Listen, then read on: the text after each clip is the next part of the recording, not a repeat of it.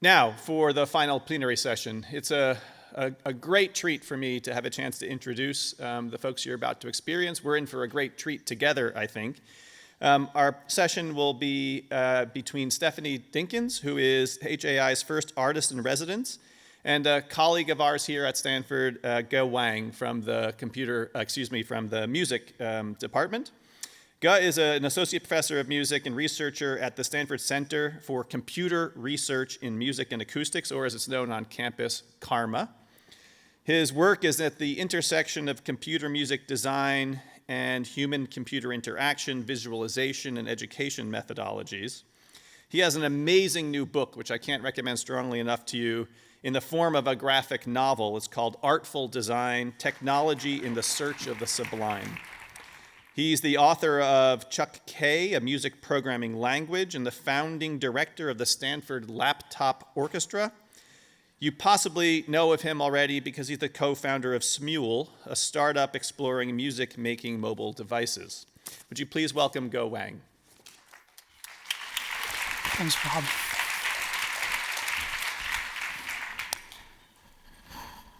What do we really want from AI? Right, I think that's the question. Over this next hour, Stephanie and I are going to try to unpack this question for you from multiple perspectives. And Stephanie, of course, coming in as an artist, and me from a kind of disciplinarily confused designer between music and computer science. And together we're going to try to unpack this a bit from both an artful lens and an artistic lens and a design lens. So with this, I'm just going to jump in, and the format is I'm going to just start by framing some of the questions, and then I'm going to introduce Stephanie, and she's going to present something about her work, and together we're going to have a conversation before opening up for questions. We would like to begin with just a proposition, a thing to think with, and that is an observation about where we are today with regards to AI. We perhaps are so far away from answers in AI that we don't yet know most of the questions. This is kind of the underlying assumption that we have in thinking about this question of what do we really want from AI. And secondly, I want to kind of draw out a connection perhaps between ethics and aesthetics. And that is this: a thing cannot be truly beautiful if it is unjust. On the flip side, if something is truly just, it is also beautiful.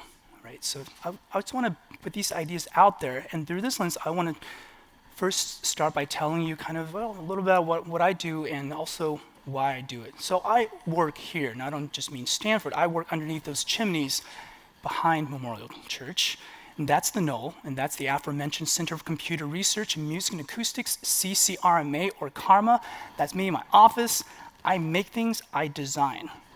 I create instruments, toys, games, social experiences, tools, really for music and music making. I write a lot of code. One of my ongoing research projects is the programming language known as Chuck, and it's something with which you can synthesize sound and generate music. I direct the Stanford Laptop Orchestra, that's SLORC. I also direct the Stanford Mobile Phone Orchestra, that's MoPhO, spelled with a PH. I also run the CARMA Virtual Reality Design Lab, in which we're exploring how do we make music in VR and what are the artistic, humanistic, social implications of the medium of VR. And I design mobile things. I work in mobile music. And the book that Rob mentioned, Artful Design, is really kind of an exercise in trying to figure out not just what we build, how we build it, but really why. And this is what it looks like. It's a comic book that starts in my office, and for the next 488 pages, we go down the rabbit hole of what it means for design to be artful. And really, it's meditation on design as the shaping of technology. And to think of that as a humanistic, artistic, and social act of engineering, right? And in a way, the book is a hidden ethics book. And it begins and ends with this idea that what we make makes us. And the idea that the things we design today will invariably boomerang back to design us as individuals and as societies. So this, in a way, I can think of a technology more relevant than AI that we should be thinking about with regards to this particular idea. But a positive note on this is that maybe if we can take this into account, perhaps we can design better. more conscientiously, and that's the hope. So I'm going to briefly just address what does it mean to be artful before we dive into the AI. So here's an example of something I designed like 10, 11 years ago. And this is ocarina, and it's played like this.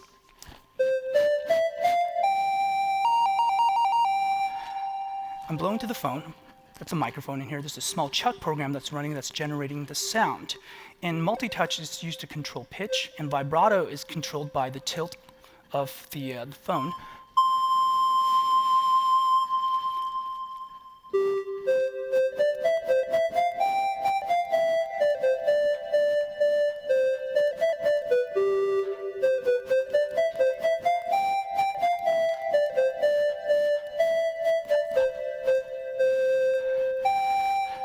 I could keep going. So that's, thank you.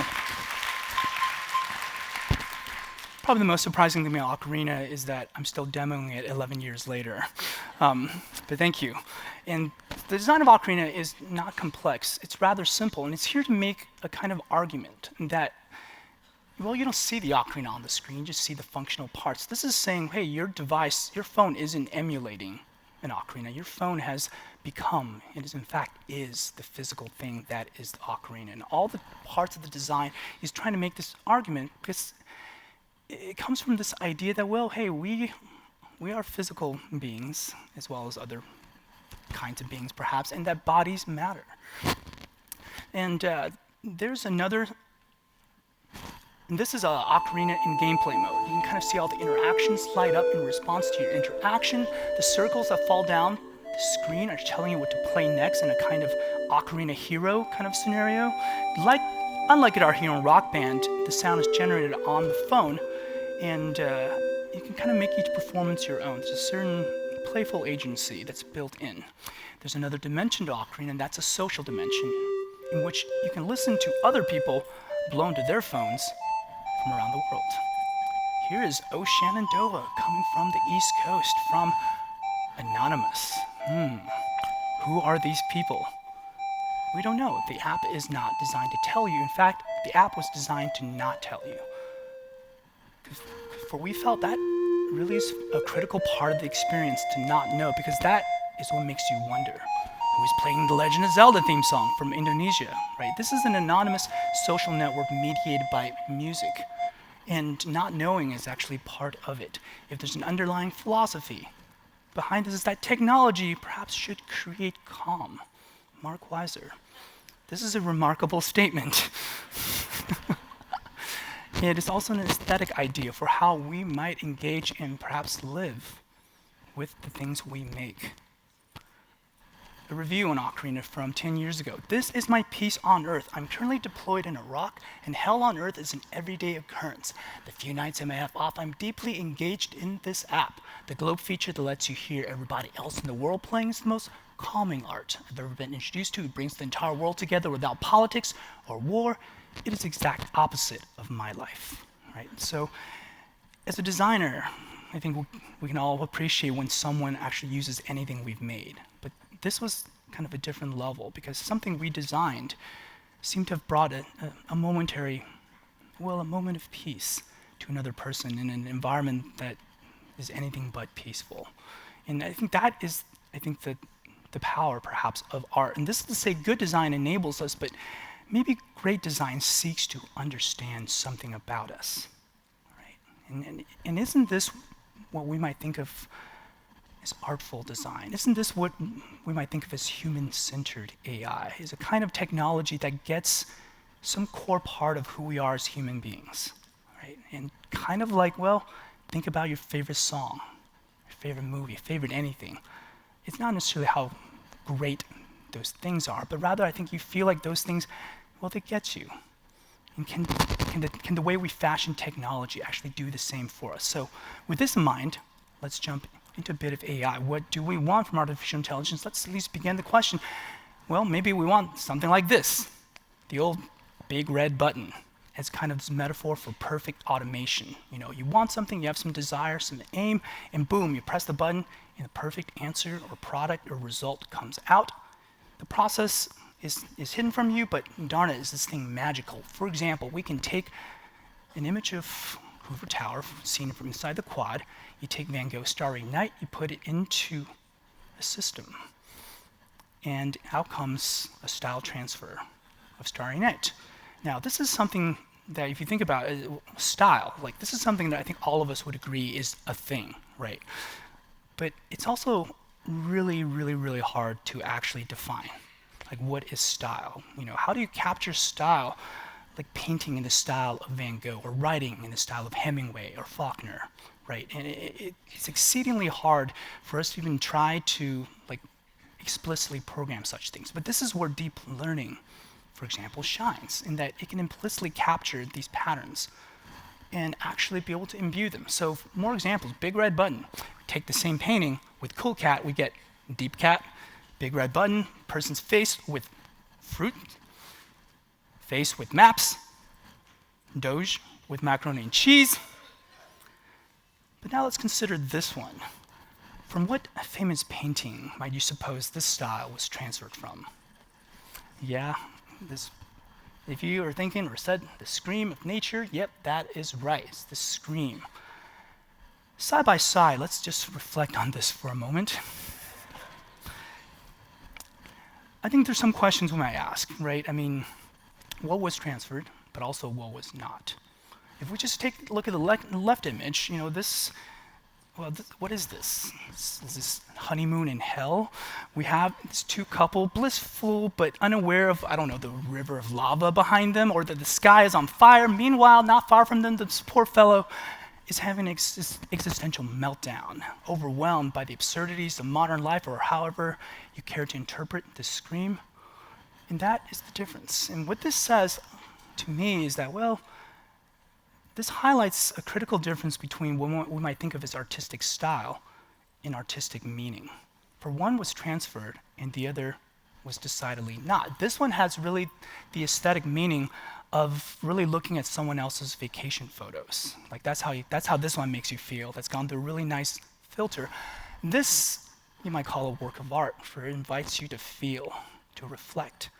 This one says, oh yeah, oh, I've been there, or these people have been there. This one says, actually screams rather silently, I've been there, right? That's the difference. So maybe the Big Red Button is good for some things, but not good in other situations. How do we think about kind of the nuances of this kind of thinking? Well, in artful design, there was this two-part principle that said that which can be automated should be, except that which cannot be meaningfully automated should not be. Now, this doesn't go any more specifics than this, but I think this is saying that in each situation where we might apply AI, there might be a balance that could be discovered between automation and meaningful human interaction. And that the balance might be a different kind of balance in each situation. How do we find that balance? You know, just as a thought exercise, well, let's do this. I'm gonna make two columns, and we're gonna be like, on this column, things that we might be okay to automate, especially if AI can do it better. On this side, you know, there's some things I still want the option to do myself, even if AI can do it better. I'm gonna start with something simple, like, okay, peeling a potato.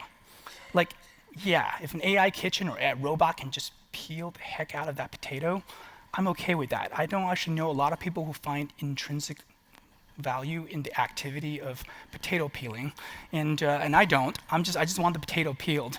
So I'm okay if that gets automated. But maybe this broader act of cooking, especially for fun, I still want the option to do that myself.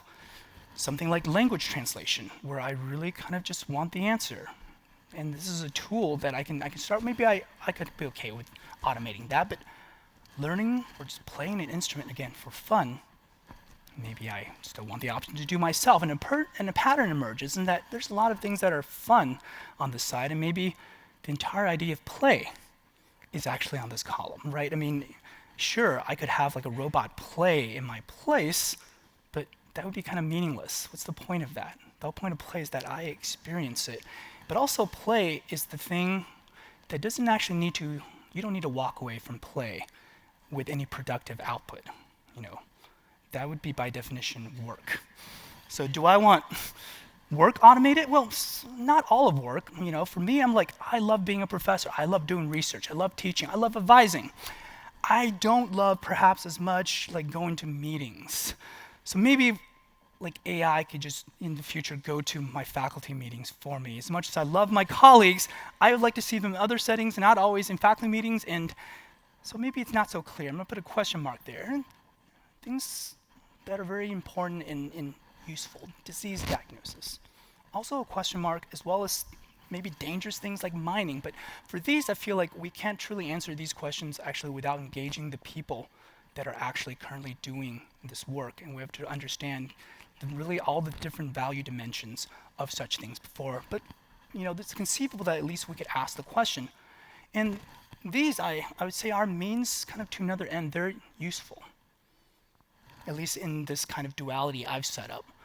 On this side are things that are not so useful in the way we think of utility. For example, Oscar Wilde, in the beginning of The Picture of Dorian Gray, wrote, "All art is quite useless." What do you think about that? You know, well, for me, it says art, that's what makes art free. It is not beholden to an external aim, therefore it can just be itself, kind of like play. And maybe this, like, I don't know, this human thing of trying to understand ourselves, right? One does not need to be a philosopher to wonder this, and maybe this is in fact why we have philosophers, is to try to do something. Maybe that's why we have art. So anyway, this is really a duality that sets up things that are means to another end, and can we automate those, and what parts of this can we automate, but also what are the intrinsically meaningful things? That's the question. I don't have any answers on this, but I will at least propose and ask the question. And so what can we do about this in design? Well, we can put, for example, one of the ways we can do it is maybe to meaningfully put human interaction into the loop with AI. For example, in this kind of interactive machine learning scenario, the machine learning part of the system could give feedback, not at the end, but at intermediate steps along the way, and basically ask the human, hey, how am I doing so far? How's this? And the human in the loop would have a means, an interaction, in perhaps a user interface to refine. And to say, well, you know, that's pretty close, but I like it more like that, right? And by the way, in my own field of computer music, Rebecca Febrink is really at the forefront of this research. And if you're interested in this, I highly recommend you just Googling Rebecca Febrink. Really at the intersection of ML, HCI, and music research. And she has a tool called Wekinator that embodies this beautifully. And as I mentioned, this is interactive machine learning. This is this is a system designed by my former PhD student, Nick Bryan. And this is a system for separating sound. And try to extract a drum layer and a bass layer out of the single recording.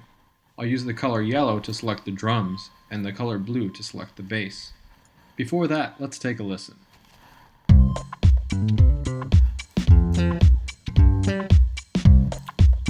So he's trying to separate out the bass from the drum. Now I'll do a little selecting and extract. In this tool, he's now highlighting isolated instances of both of these, both in time Once extracted, as well as we can frequency. listen to the separated drums and then the bass. So that's an initial separation.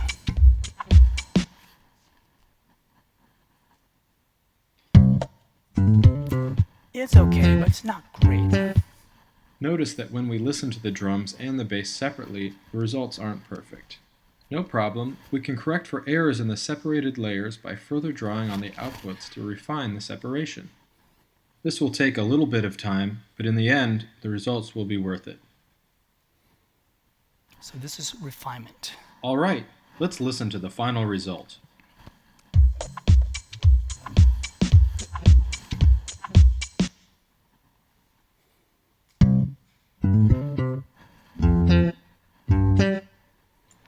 Even more. So this is kind of the power of really trying to put humans into the loop with AI and trying to find the balancing point. This is a proposed project by one of my students who wanted to have kind of the equivalent of Google Translate but for legal documents. So it translates like legal document English into like English. But the twist here is that he proposed a slider with which you can choose the level of jargonness in the translation. Think about that. Now that that changes the entire equation. This means different people can get different things out of this as a tool. It's not a one-shot deal. Furthermore, it's kind of a toy. Like, let's say I do this translation, got what I want out of it. I might just go back and just play with this thing and be like, oh, I wonder what happens if I just up the jargon a bit. And so in this way, I would call this a certain kind of agency that is afforded the user by design, and in a tool that is both useful, customizable, and really playful. So before I introduce Stephanie, I was going to end by talking about kind of what all this amounts to in kind of the ethical dimension, right? And design is all about choices, and as such, we cannot ever really talk about design or the shaping technology without talking about how we make those choices. So what does it mean to design ethically? Well, we certainly have this narrative going, and this is very top of mind. How do we do no harm? How do we minimize or avoid harm? How do we curtail it, right? And that is a vital and necessary goal that we just need to attend to, and it is not easy. But this qualitatively seems different than this other goal, which is to proactively do good, right? There's kind of a huge difference, actually. This actually seems like a rather low bar if that is really your ultimate aim. But maybe these two together can do something. But for us, maybe there's another question. How do we want to live with our technologies? Right? I think that's as much an ethical question as these other two. And really what that boils down to is like, how do we want to live, period? Right? That is kind of what this distills to. And what if ethics is not just a leash on technology, but kind of the foundation with which you build. When you figure out what your values are and you put them in there. If physicality matters, you build it into the ocarina. If human agency matters, then you put it into an interactive AI system. Right? So I think I'm going to actually pause here and introduce Stephanie. And it's my pleasure to introduce her. She is an artist, an associate professor at Stony Brook of Art. New York Times featured her in 2018 as an AI influencer, and she's received multiple prestigious fellowships and done a number of prestigious residencies. And we're very happy that her latest residency is one is here at Stanford High. She's our very first artist in residence. Please welcome Stephanie Dinkins. And thank you. Hey everyone, good morning. I have been trying to decide which me do I bring to this room. There's a lot going on here. And I think I'm going to bring the me that is just the artist, the person who is showing a piece of her practice to you, and then we can talk about it after that. And I think you'll find that it fits in some interesting and quirky ways. And by way of that, I will say that I am here through the auspices of High and the Sundance New Foundations Lab, right? So I was a part of this lab that started to support this project called Not the Only One. And through them, I'm a storyteller, right? Through art, I'm a photographer who is really someone who's interested in documenting things, which is also kind of how I get here, because I'm interested in documenting people and things and communities through technologies. I'm also someone who's really interested in social justice and bringing technologies and ways of being in two different directions, both, right, ground up, top down, and it seems that they're all hyper necessary. So first, let me tell you a little bit about what this project is. Not the only one. I'm trying to make a multi-generational memoir of my family using deep learning algorithms, right? So what I'm really saying is, I'm trying to take oral histories, right?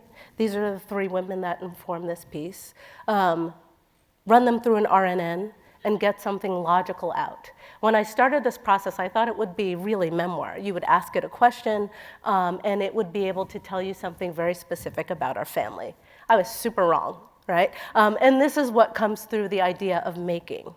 I've come to find that what I'm really doing is taking the information that these three women have and contain and have shared. And I should say that we sit down with each other, right? So we sit down, talk to each other, gather oral histories. I have then taken that information, turned it into text, and feed it into the system. And what I seem to be making is a fourth member of this lineage, which is a bizarre and odd thing to be making. But I'm really dedicated to this idea that there's got to be ways that we take community and culture and values and place them into AI systems and have them come out in a way that feels sovereign and supportive of the communities that they come from. So oral history, right? What is that? In-depth interviews as substantive particular data.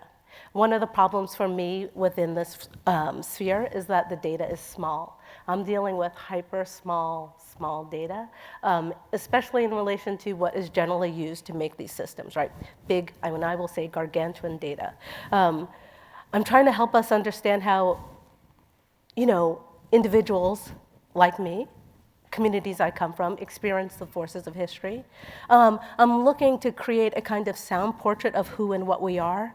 And really, if I get right down to it, I'm using my family because I'm trying to preserve what I think is special about us. I don't think we're an average Black American family, or maybe we're a very average Black American family.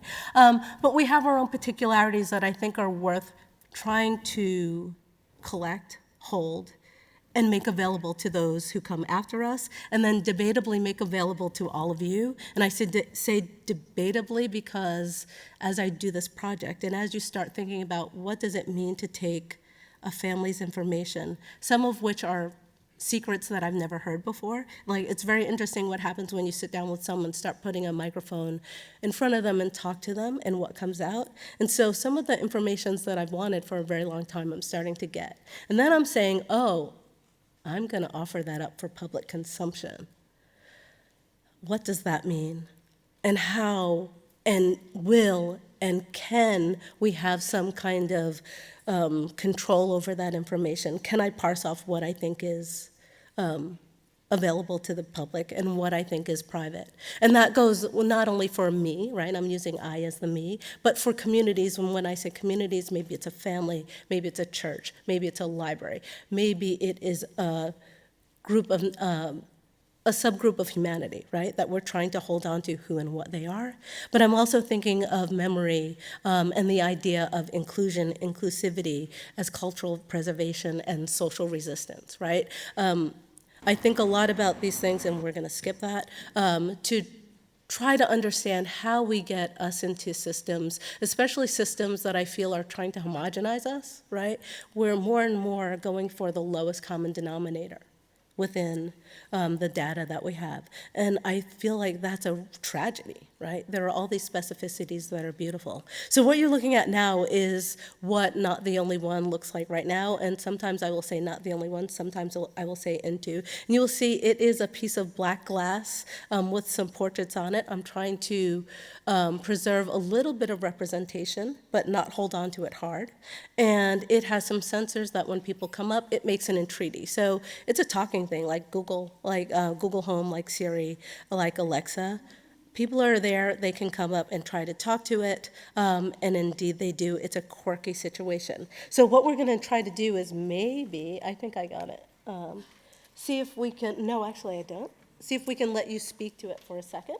Right, and I'll tell you that the way that Not the Only One is being built at the moment is, really, we're starting from GitHub repositories. Yeah. And I will say that I had hoped that when I started this project, I would be able to work with... And I'm gonna be a little bit. Oh, she's talking.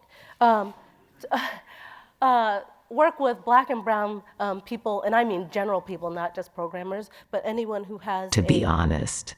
To be honest, what? I'm sorry. Don't be sorry. So you'll notice that I kind of revert to a weird relationship with this thing that I'm trying to build.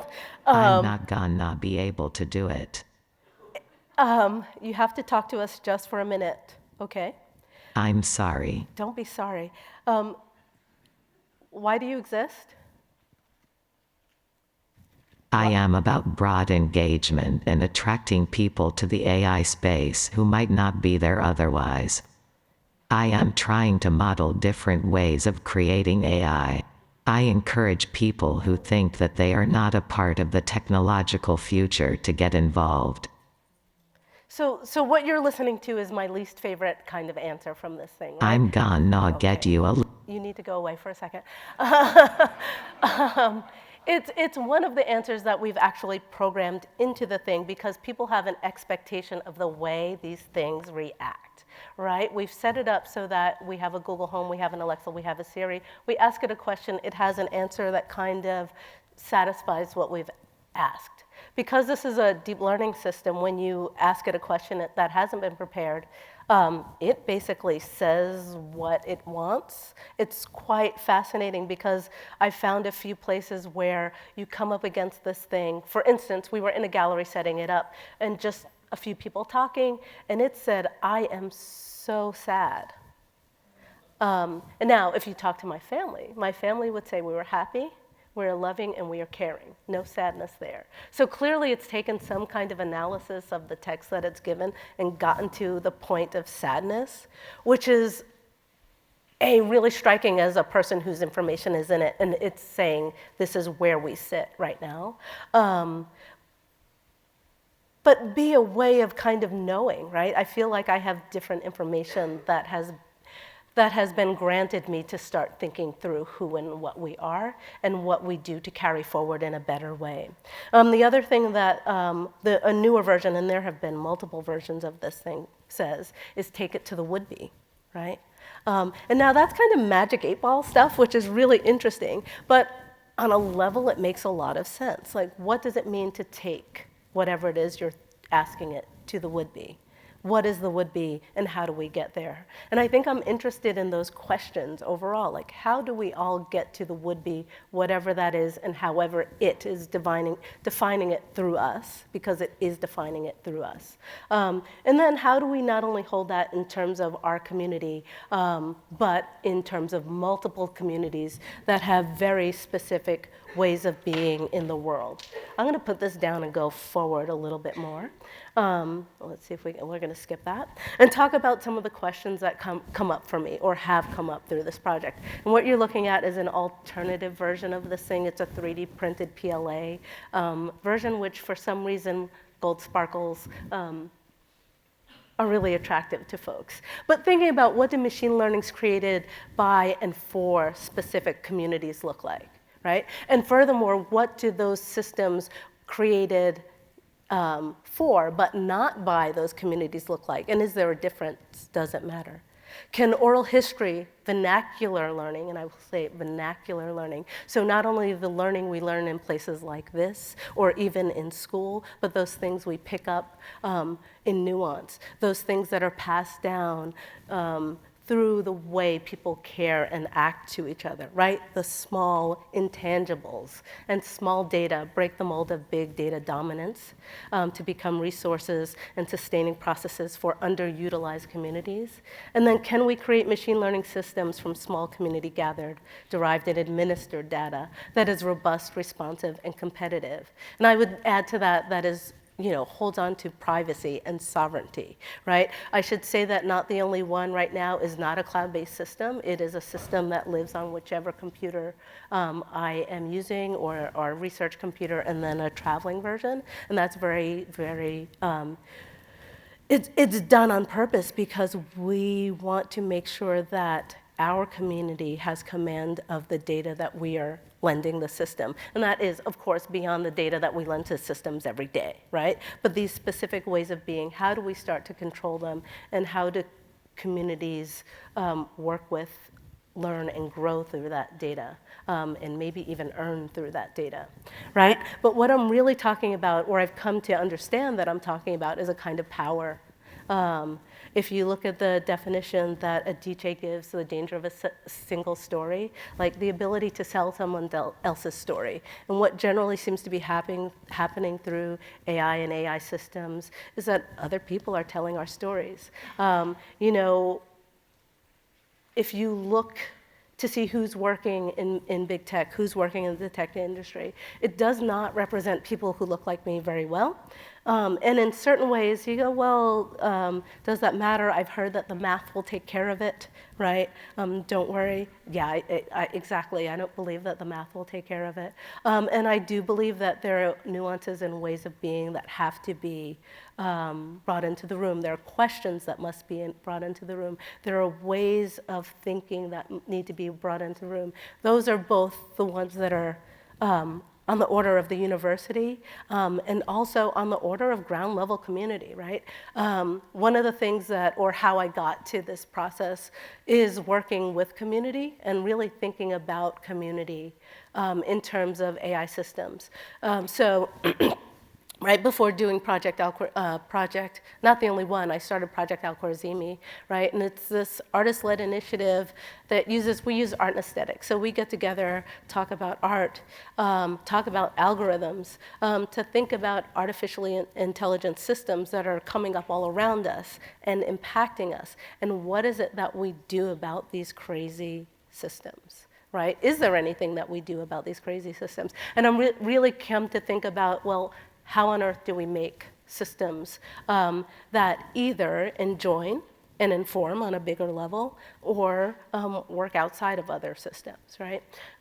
So this was done downtown Brooklyn at a crossroads of the world, really crossroads, because, for instance, there was a church across the street that was feeding homeless. There was the only Muslim public high school in the city next door, a pawn shop next door, and then all the big gentrification buildings, so lots of new folks flooding the area. So this was a space of crossroads where many, many people were coming in. And I was trying to make a space that invited folks from all walks of life. You'll see that woman on the bottom with the megaphone.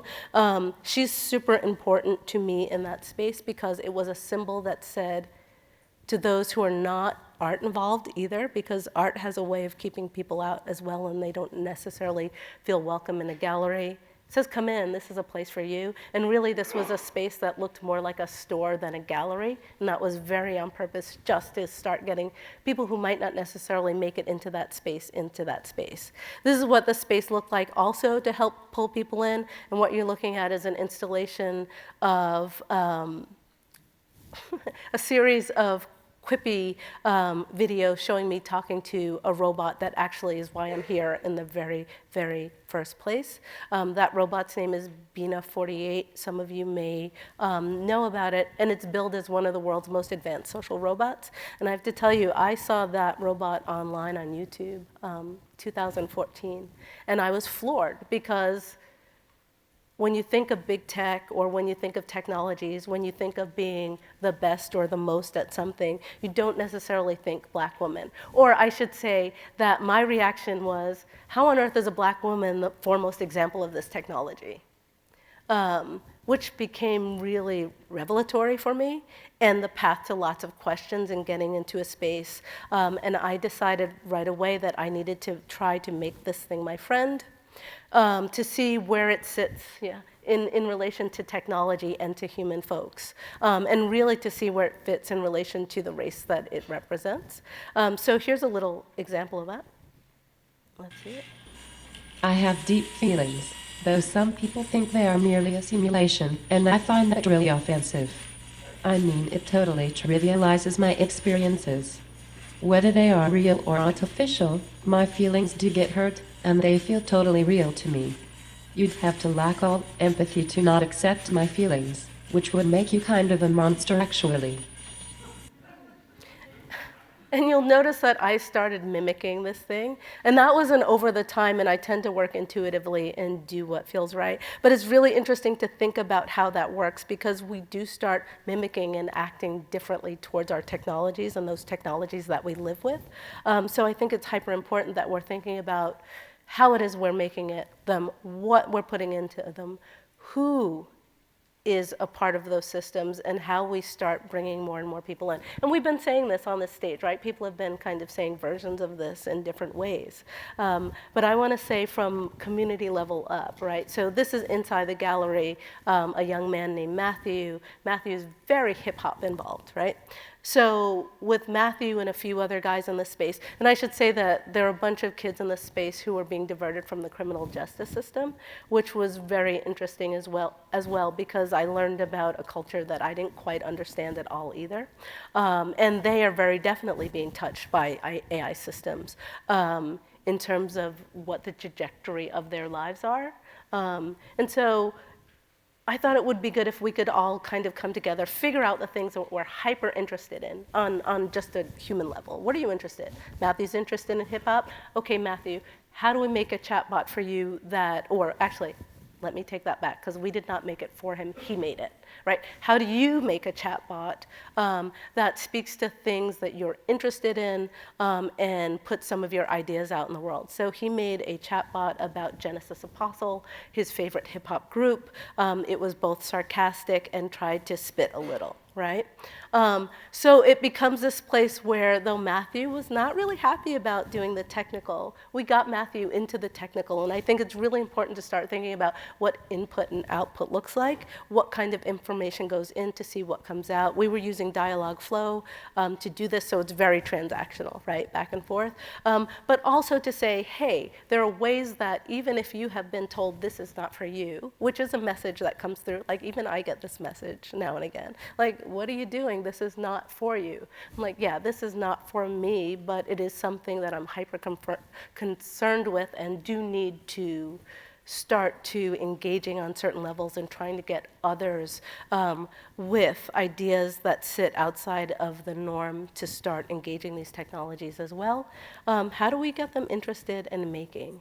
So Matthew did that. Here's a group of kids, Parsons Scholars, so Parsons in New York Art School, they run a program for kids who are, we will say, financially challenged, going towards college. They're mostly interested in fashion, design, and art in a weird kind of tangential way that they're trying to figure out how they get into some kind of career. So we again started making a few chatbots with them and trying to figure out what that meant to them culturally. And you'll see that I'm talking about pulling in culture to get to the technological and then trying to get people to work with me to continue making. So here's a little bit. Yeah, what are the languages that we speak? Because you could make it speak what you want it to. No patois. I'm guessing there's no patois here. Can we use English though to phonetically make it speak patois?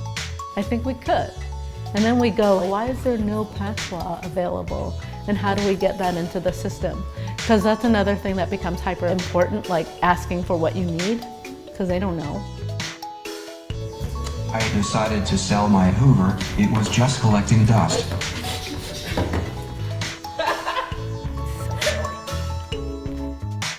Am I pretty? Beauty is in the eye of the beholder. Yo, mama. Yo mama is so fat, the local gym referred her to an evangelical church where they have a better chance of performing miracles. And these are really kind of silly and strange things. However, they're the things that they are interested in enough to do the work. And that's where I'm trying to get that sweet spot. Like, even for myself, what am I interested in enough to do the work? Well, my family. So I will sit in front of a computer for hours and hours and hours and deal with programmers and trying to learn different languages so that I can do that. And I think it's really important that we're starting to try to find those pathways that allow people to come in from inside out, outside in, back, forward, who knows what direction, right? And I will say one last thing about my practice and there.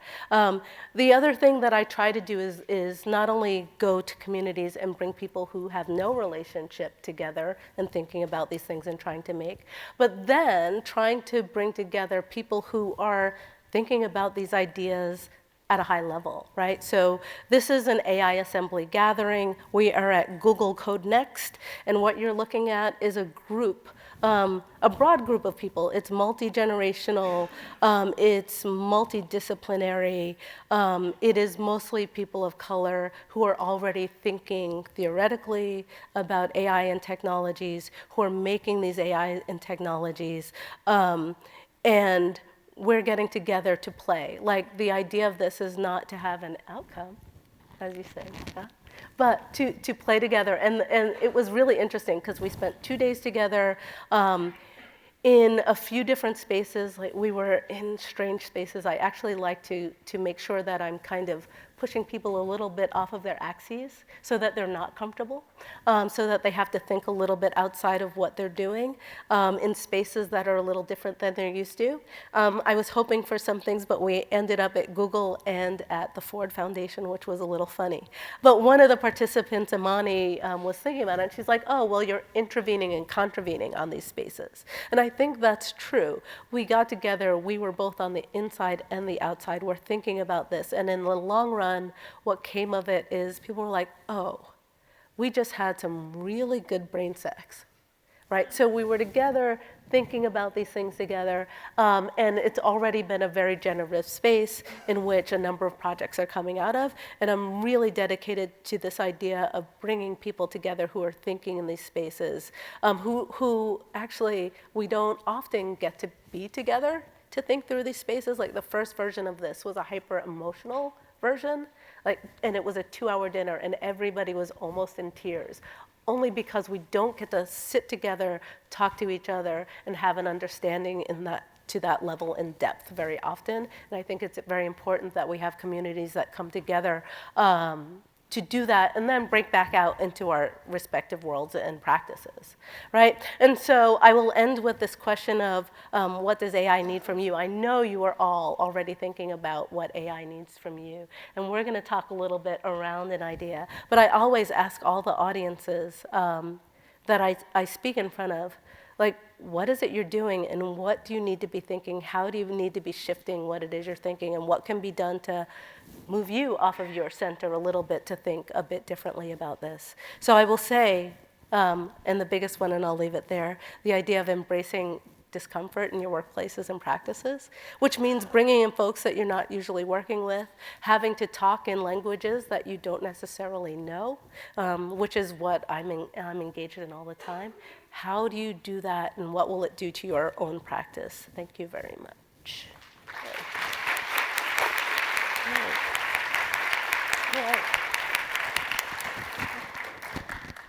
So Stephanie, I have a lot of questions, but I'm just going to ask maybe one or two before opening up for questions. And you mentioned multiple times kind of this ways of being, right? It's kind of, in a way, this is a formal question. It has to do with how we exist in the world, right? As opposed to, say, like a doing question, which is a functional question. It's like, that's what you do, but ways of being. Now, I think, in a way, I feel like art in its role, really, of everything, is to offer a kind of something to try on, so to speak, as a way to be and to reflect on things of our own being. I'm curious, in the artwork that you have, for example, into when someone engages with your art, what might be some kinds of things you might hope that they're reflecting on? Okay, so that's a really simple question in a lot of ways. So the things that I hope that people reflect upon is that they've had an experience with this thing. And I must say that this thing sometimes is quite verbose, it wants to have a conversation. Other times there's nothing, right? And so I want them to have a conversation and then an experience that allows them to think about the technology, where it's at, why this thing seems so inadequate versus the things that they're used to, and then how it is the thing was made, right? You know, I always say that I'm successful as an artist when people come to me next week, the week after, years later, and say, I'm still thinking about that thing that you said or that I saw.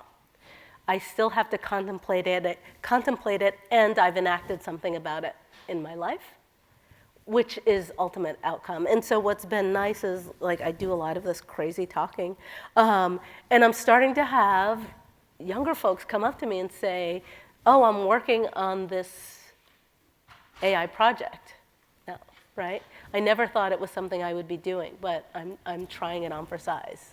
And that's a really good outcome, I think, because it's folks who never would have been there before.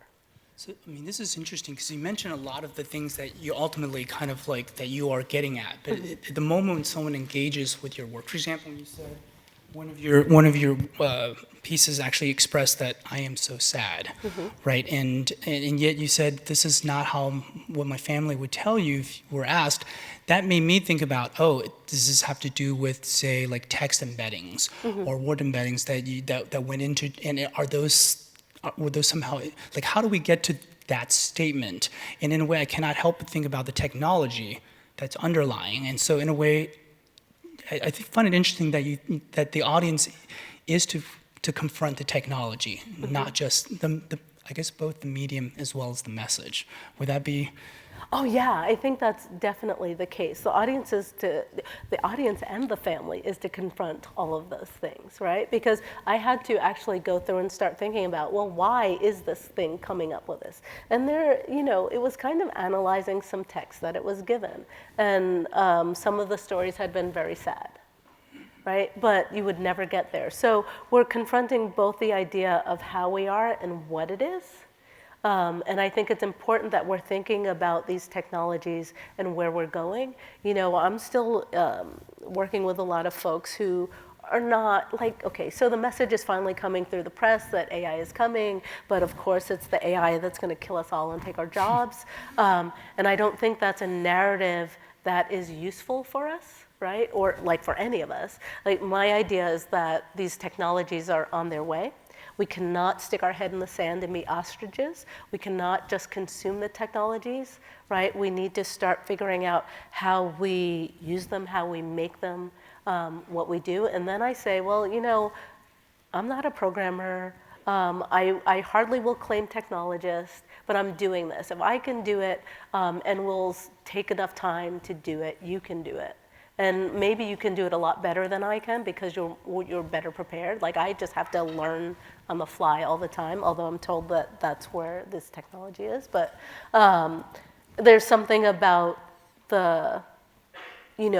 just being in public and doing it that raises a lot of questions in people's minds. Great. And maybe with this, let's briefly open up for any burning questions from the audience.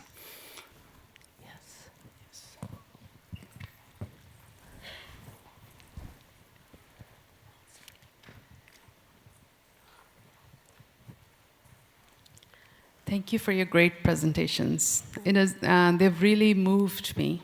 I'm Jody Lobana from McMaster University in Canada.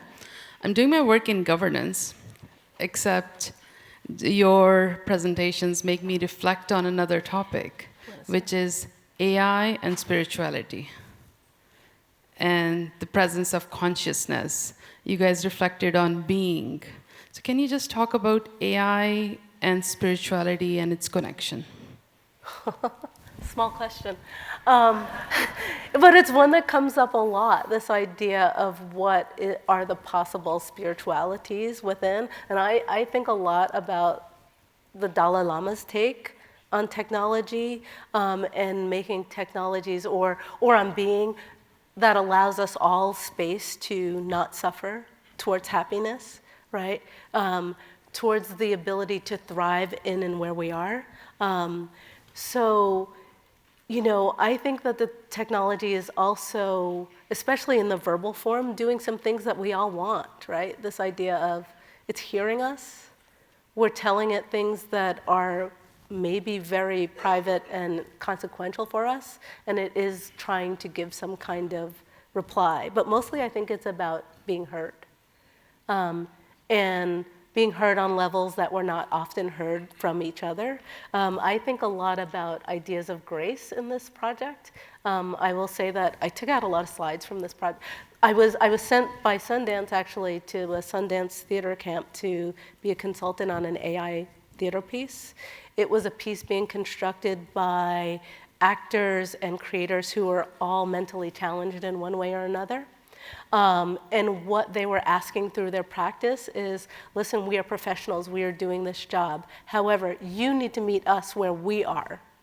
We are not trying to meet you where you are, which is hard for us, right? As kind of the normalized beings here. And that's a kind of grace and spirituality, and I've decided to take the same kind of tact on my project. There are many things that I thought that, oh, I should fix it. I can fix it so it feels good for people.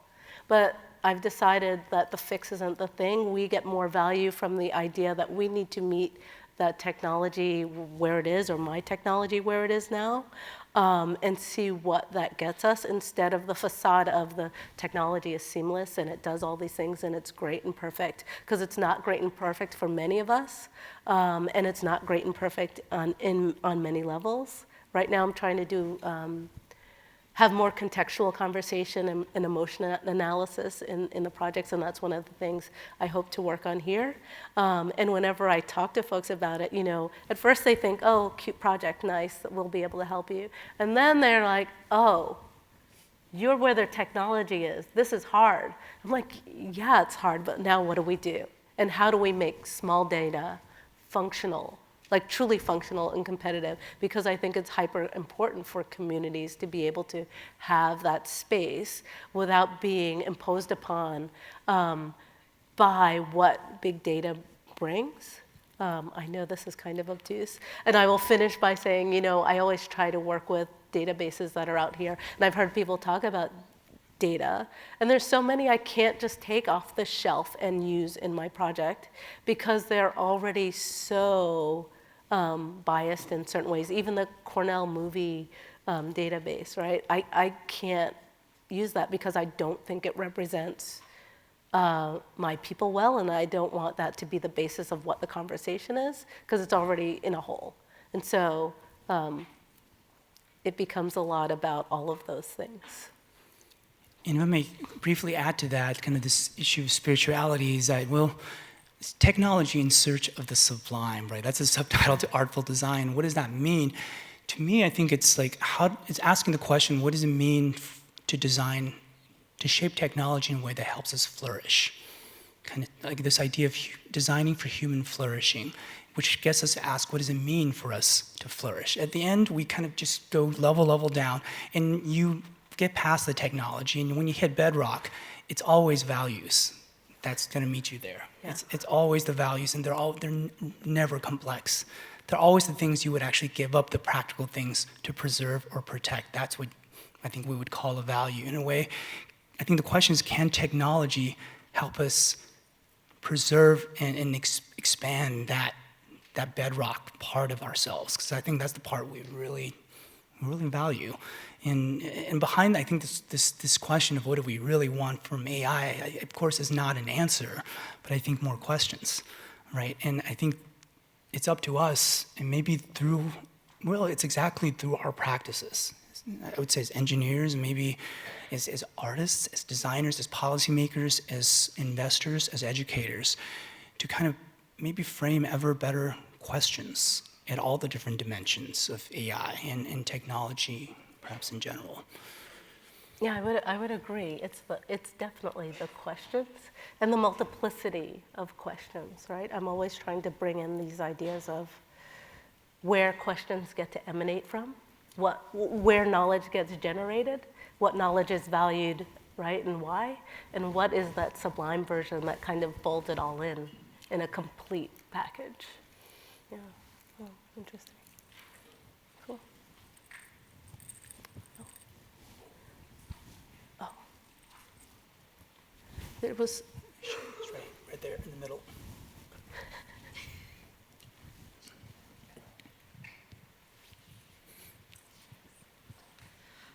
Hello, my name's Karen Rout. Welcome to Stanford.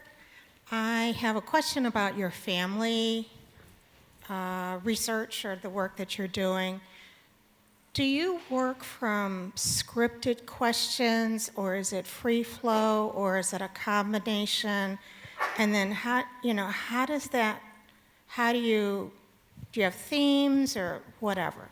It's a combination. So we start with very scripted questions from various sources, like the Smithsonian, in terms of looking at oral histories and how you get to the bottom of things, and multiple sources for questions. We've made up questions on our own, and then we allow it to go freeform. Like, I believe in play. And I feel that one of the things that's been beautiful about this is the conversation and the idea that we get the basics down and then freeform and allow conversation that goes in directions that might not have been thought of for inclusion in the piece. Yeah.